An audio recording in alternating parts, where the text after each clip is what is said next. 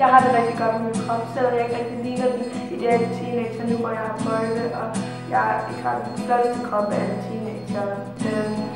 Men jeg har fået meget mere selvtillid, end jeg nogensinde har haft førhen.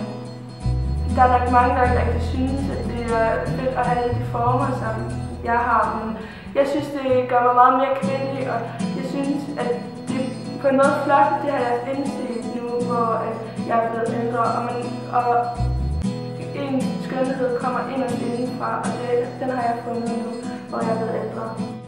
Det har mig været mig selv, der må indse, at jeg har den her ægte skønhed, som alle har sagt til mig. Det er ens egen mening, der tæller. Det er ikke andres mening, der tæller, fordi når man selv synes, man er perfekt, så er man perfekt. Og man får en større selvtillid. Jeg synes også, at hvis man plejer sin krop bedre, så får man også en bedre udstråling, fordi at man bliver sådan helt glødende. Jeg er helt vild med den nye bodybutter fra Body Shop, fordi den giver rigtig god fugt i kroppen. For mig er ægte skønhed en følelse, der kommer indenfra.